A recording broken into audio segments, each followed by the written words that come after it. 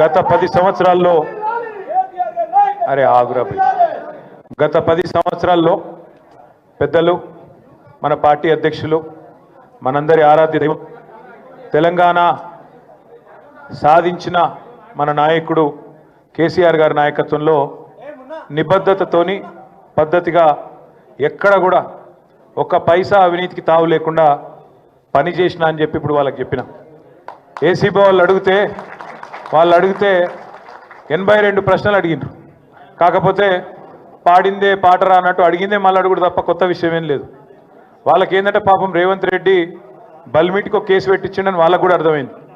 వాళ్ళు కూడా ఇబ్బంది పడుతున్నారు వాస్తవం చెప్పాలంటే. ఎందుకంటే కేసుల విషయం లేదు.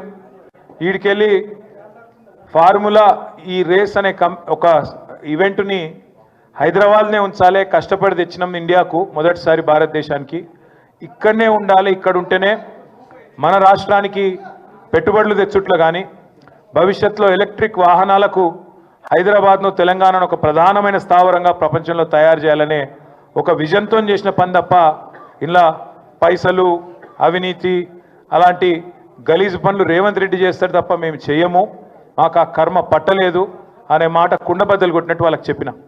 మీరు ఎన్నిసార్లు పిలిచినా ఎన్నిసార్లు రమ్మన్నా వస్తా, నాకేం ఇబ్బంది లేదు, తప్పకుండా వస్తా, మీకు విచారణకు పూర్తిగా సహకరిస్తా అని కూడా చెప్పిన. దాంతోపాటు వారికి ఇంకొక విజ్ఞప్తి కూడా చేసిన. సరే కేసు పెట్టినరు, విచారణ చేస్తున్నారు, పర్వాలేదు, ఇట్లాంటి కేసులు ఇంకొక 100 పెట్టినా ఎదుర్కొంటాం. కానీ వాళ్ళకు ఇంకొకటి కూడా నేను చెప్పిన, మీరు మీ ప్రభుత్వం ఎన్ని కేసులు పెట్టినా ఎన్ని రకాల ప్రయత్నాలు చేసినా కేసీఆర్ గారి సైనికులుగా మేము మాత్రం ఖచ్చితంగా ఈ సంవత్సరం మొత్తం ప్రజా సమస్యల గురించే మాట్లాడతాం, ప్రజల గురించే మాట్లాడతాం. మీరు ఎత్తగొట్టిన రైతు భరోసా గురించి మాట్లాడతాం, మీరు ఇయ్యని 4000 పెన్షన్ గురించి మాట్లాడతాం, మీరు ఇస్తానని చెప్పి మోసం చేసిన మహాలక్ష్మి 2500 రూపాయల గురించి మాట్లాడతాం, మీరు ఇస్తానని మోసం చేసిన 2 లక్షల ఉద్యోగాలు మా పిల్లల గురించి మాట్లాడతాం. ఖచ్చితంగా ప్రతి సమస్యను 6 గ్యారంటీలు 420 హామీలు ఏ ఒక్కటి ఇడిచిపెట్టకుండా మాట్లాడతాం. నువ్వు ఇటువంటి కేసులు 100 పెట్టుకో, వదిలిపెట్టమని చెప్పిన. సరే కేసు లేదు పీసు లేదు, నిజంగా చెప్పాలంటే మొన్న చెప్పినా మళ్ళీ చెప్తున్నా, ఇదొక లొట్ట పీసు కేసు మాత్రమే, ఇంట్లో ఏమీ లేదు. వీడికెళ్ళి పైసా పోయింది, ఆడ పైసా ఉన్నది. ఇక అవినీతి ఎక్కడ జరిగిందిరా అంటే వాళ్ళు ఒక్కొక్కరు నీళ్ళు మింగుతున్నారు. అందుకే అడుగుతున్నా నేను రేవంత్ రెడ్డి గారిని, నీకు పైశాచికానందం ఉంది, అర్జెంటుగా నేను జైలుకు పోయినా కాబట్టి అందరినీ జైలుకు పంపాలి అని నీకు ఆనందం, నేనేమో విదేశాలు తిరిగి పెట్టుబడులు తెచ్చినా కాబట్టి నాకేమో విదేశాల స్థాయిలో మన రాష్ట్రం మన దేశం డెవలప్ కావాలని నాకుంది. నీకు మాకు తేడా అది. ప్రపంచ పటంలో హైదరాబాద్ని పెట్టాలి, తెలంగాణను పెట్టాలన్నది మా నాయకుడు కేసీఆర్ కమిట్మెంటు, మా కమిట్మెంటు. మేము నీలాగా 50 లక్షల రూపాయలతో దొరికిన దొంగలం కాదు, నీలాగా లుచ్చా పనులు చేసిన వాళ్ళం కాదు. నీకు భయపడేటోడు ఎవడు బీఆర్ఎస్ పార్టీలో తెలంగాణలో లేడు. మీరు చూస్తుండ్రు, నేను చెప్పుడు కాదు, మీరు చూస్తుండ్రు. రాష్ట్రంలో ఎవడు కూడా రేవంత్ రెడ్డిని ముఖ్యమంత్రి కిందనే చూస్తలేడు. మీరు అంటే మళ్ళీ ఇంకొని కేసు పెడతాడు, వాని లోపలెత్తాడు. నేను అనా ఆయన ఎవరో మర్చిపోయిండు పేరు అని నేను అనా.